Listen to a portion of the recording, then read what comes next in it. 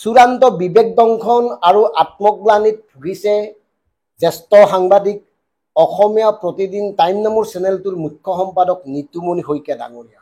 আৰু হয়তো তেখেতে অচিৰেই অসমীয়া প্ৰতিদিন চেনেলটো ত্যাগ কৰি আহিব। ত্যাগ কৰাৰ কাৰণ হ'ল অসমৰ বৈদ্যুতিন সংবাদ মাধ্যমৰ চূড়ান্ত স্খলন। আৰু এই কথাবোৰ তেখেতে নিজ মুখেৰে কৈছে।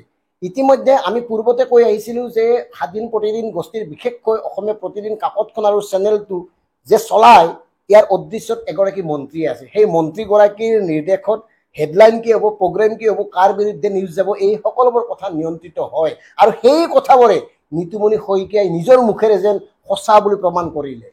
আনহাতে জয়ন্ত বৰুৱা, যিজনে এই প্ৰতিষ্ঠানটোৰ মালিক বা স্বাধীন প্ৰতিদিন গোষ্ঠীৰ মূল মানুহজন, তেখেতেও এতিয়া সাংবাদিকসকলক বিশেষকৈ সম্পাদক পৰ্যায়ৰ লোকসকলক কৰ্মচাৰীৰ দৃষ্টিৰেহে চাবলৈ আৰম্ভ কৰিছে। নামতহে সম্পাদক হৈছে নিতুমণি শইকীয়া, আচলতে কামবোৰ বেলেগে চলায়। ভিতৰুৱা সিদ্ধান্ত লোৱাৰ কোনো অধিকাৰ তেওঁক দিয়া হোৱা নাই। এনেকুৱা এটা পৰ্যায়ত উপনীত হোৱা বাবেই মুকলিকৈ নিতুমণি শইকীয়াই প্ৰকাশ কৰিছে, মই টেলিভিছনৰ আজি এটা টেলিভিছন চেনেলৰ সঁচাই মিছাই মুখ্য সম্পাদক হৈ আছে। এই কথাখিনি তেখেতে দুদিন পূৰ্বে গোৱালপাৰাত অনুষ্ঠিত এটা সাংবাদিক সংগঠনৰ মুকলি অধিৱেশনত কৈছে। মানে কি, সঁচা মিছা সম্পাদক মানে কিমান ক্ষোভ থকাৰ পিছত এই কথাবোৰ তেখেতে ক'ব পাৰিছে বা কিয় কৈছে, এই কথাটো নিজেই বিচাৰ কৰক আৰু বিচাৰ কৰিলে গম পাব আচলতে কি চলি আছে। কেৱল ৰাজনৈতিক স্বাৰ্থ সন্মুখত ৰাখিয়ে যে বৰ্তমান অসমৰ চেনেলসমূহে পৰিচালিত হৈ আহিছে, এই কথাটো তেওঁ নিজ মুখে স্বীকাৰ কৰিছে। তেওঁ আনকি এই পৰ্যন্ত কৈছে যে বৰ্তমান অসমৰ বৈদ্যুতিন সংবাদ মাধ্যমত চূড়ান্ত স্খলন হৈছে আৰু সেই স্খলন আৰম্ভ হৈছিল 2004 চনৰ পৰা। কাৰণ 2004 চনত অসমৰ প্ৰথমটো ছেটেলাইট চেনেল অৰ্থাৎ NETVৰ মূল মানুহজন আছিল অসমীয়া জাতি মাতৃ ভেটি বা সংস্কৃতিৰ প্ৰতি তিলমানো দায়বদ্ধ নথকা মনোৰঞ্জনা সিং। এই কথাটো তেওঁ নিজেই কৈছে। আৰু আমি টেলিভিছনৰ নৰ্থ ইষ্ট টেলিভিছন, যিটো আমি প্ৰথম উত্তৰ পূৰ্বাঞ্চলৰ ছেটেলাইট চেনেল আৰম্ভ কৰিলোঁ 2004 চনত, তাৰ আৰম্ভণি কোনে কৰিলে, তাৰ মুখ্য সম্পাদক কোন হ'ল? এগৰাকী অসমীয়া ভাষা সাহিত্য সংস্কৃতিৰ লগত কোনো সম্পৰ্ক নথকা মনোৰঞ্জনা সিং। মই নিজে তেখেতৰ তলত কাম কৰিছোঁ। আনহাতে নিতুমণি শইকীয়া ডাঙৰীয়াই ক্ষোভ উজাৰিছে নিউজ লাইভ নামৰ চেনেলটোৰ বিৰুদ্ধেও। নিউজ লাইভ আছিল দ্বিতীয়টো চেনেল আৰু সেই দ্বিতীয়টো চেনেল কিয় প্ৰতিষ্ঠা কৰা হৈছিল, তেওঁলোকৰ যে কেৱল ৰাজনৈতিকভাৱে পৰিকল্পনা আছিল, নিজকে ৰাজনৈতিকভাৱে প্ৰতিষ্ঠা কৰাৰ লক্ষ্য আছিল, এই কথাখিনি নিতুমণি শইকীয়া ডাঙৰীয়াই কৈছে। আৰু তাত থকা সময়খিনিত যে তেখেতে চূড়ান্ত বিবেক দংশনত ভুগিছিল, কিয় ওলাই আহিছিল, এই কথাবোৰো তেখেতে মুকলিকৈ ৰাইজক কৈছে। তাৰ পিছত যিটো দ্বিতীয়টো চেনেল আৰম্ভ হ'ল, অসমীয়া মানুহৰ নেতৃত্বতে আৰম্ভ হ'ল। আমি আৰম্ভ কৰিলোঁ। প্ৰথমটো যি ধৰণে মই জড়িত হৈছোঁ, মই দ্বিতীয়টোতো মই আৰম্ভণিৰ পৰা জড়িত। আৰু দ্বিতীয়টোৰ লক্ষ্য আৰু উদ্দেশ্য কি আছিল?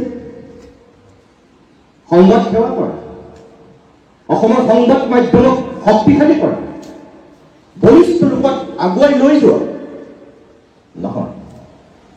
দ্বিতীয়টো টেলিভিছন চেনেলৰ লক্ষ্য আৰু উদ্দেশ্য আছিল ৰাজনৈতিক কৰা, নিজৰ ৰাজনৈতিকভাৱে নিজক এষ্টাব্লিছ কৰিবৰ কাৰণে এটা ভেটি নিৰ্মাণ কৰা।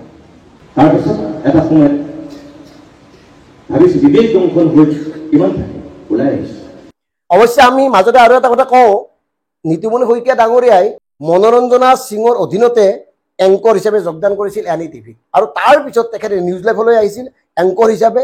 কেইদিনমান এংকৰ হৈ থাকি তেখেতে নিউজ কোঅৰ্ডিনেটৰৰ দায়িত্ব পাইছিল আৰু নিউজ কোঅৰ্ডিনেটৰৰ দায়িত্ব পোৱাৰ পিছত মানে কি কৰি কেনেকৈ নাজানো বাৰু, তাৰপিছত তেখেতে একে খুবে এক্সিকিউটিভ এডিটৰ পৰ্যায়লৈ উন্নীত হৈছিল। গতিকে যি নিউজ লাইভে তেখেতক এক্সিকিউটিভ এডিটৰৰ দৰে গুৰুত্বপূৰ্ণ পদবীত অধিষ্ঠিত কৰিছিল, সেই নিউজ লাইভত থাকি এখেতে কিয় বিবেক দংশনত ভুগিছিল, এই কথাবোৰ বাৰু আমি নাজানো, ভিতৰৰ কথাবোৰ জানিব।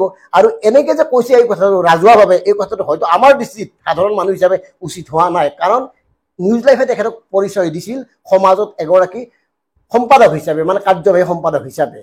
এতিয়া আমাৰ কথাটো হ'ল, সঁচাকৈ যদি বিবেক দংশনত ভুগিছে নিতুমণি শইকীয়া ডাঙৰীয়াই, তেতিয়াহ'লে অচিৰেই ত্যাগ কৰা উচিত প্ৰতিদিন টাইম। কাৰণ আমি ডাবুল এক্টিং নিবিচাৰোঁ। ৰাইজৰ সন্মুখত কিবা এটা সাংঘাতিক ক'ব আৰু ভিতৰত আপোনালোকে সেই কামেই কৰি থাকিব, এই চৰিত্ৰ আমি ভাল নাপাওঁ, অসমৰ সাধাৰণ জনতাই ভাল নাপায়।